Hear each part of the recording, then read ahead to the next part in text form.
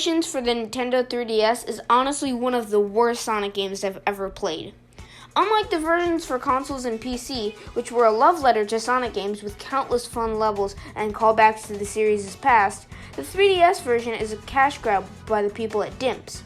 If you didn't know, DIMPS has handled many Sonic games in the past. They handled the Advance trilogy, the Rush games, both episodes of Sonic 4, and more. But today, we'll be looking at one of their lesser-known games, Sonic Generations for the Nintendo 3DS.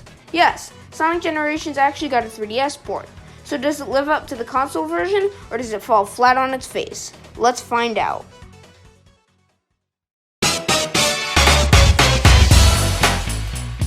What really interested me about this version is the amount of differences between the original and the 3DS version, specifically regarding zones and bosses. Just like the original, you start out in Green Hill Zone, but after that, the zones are completely different. Instead of Chemical Plant and Sky Sanctuary, we get Casino Night and Mushroom Hill. And oddly enough, the Metal Sonic boss takes place in Casino Night. Yes, I said Metal Sonic. None of the mini-bosses have been changed. You just race them in the regular zones. Although not in the zones themselves, you have to go to a boss gate which holds two bosses, the mini-boss and the actual boss. So the mini-bosses aren't optional. You have to beat them in a race to unlock the actual boss, which is always different from the original, except for the final boss. It's still the Time Eater. But now we get to fight Big Arm, the Bio Lizard from Sonic Adventure 2, and the Egg Emperor, although all of these bosses besides Egg Emperor are really bland. Big Arms is way too easy, the Bio Lizard goes on for far too long, and the Egg Emperor brings the right amount of challenge for the last boss before the final boss. Although it is the final boss if you don't collect all of the Chaos Emeralds. Once you beat a zone, you will unlock that zone's special stage. You have to collect all of the Chaos Emeralds from all of the special stages to unlock the final boss, which, just like the other bosses, goes on for way too long.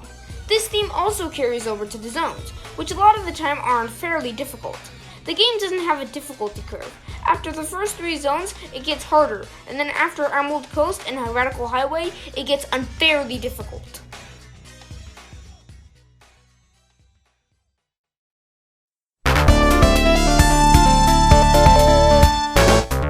In this version of Sonic Generations, I honestly found myself enjoying playing as Modern Sonic more than I liked playing as Classic Sonic. Once you defeat Big Arms, you unlock a homing attack for Classic Sonic, so after that point, he just becomes a downgraded Modern Sonic. Although, the Classic Zones afterwards are built on using the homing attack to your advantage. But honestly, it isn't as fun as blasting through the stages by using the boost. You can do this sometimes, but a lot of the time you'll just fall into a bottomless pit. This game has a lot of bottomless pits.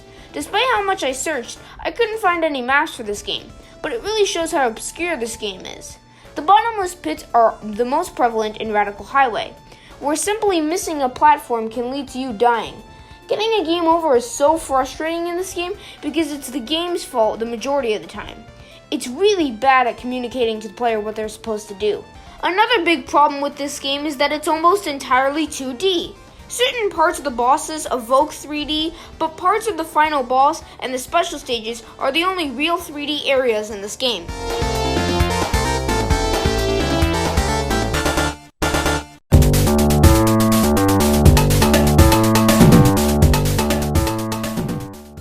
So overall, this game isn't very good, especially compared to the console version. Overall, I give Sonic Generations for the 3DS a 2 out of 5. Just stick with the console version.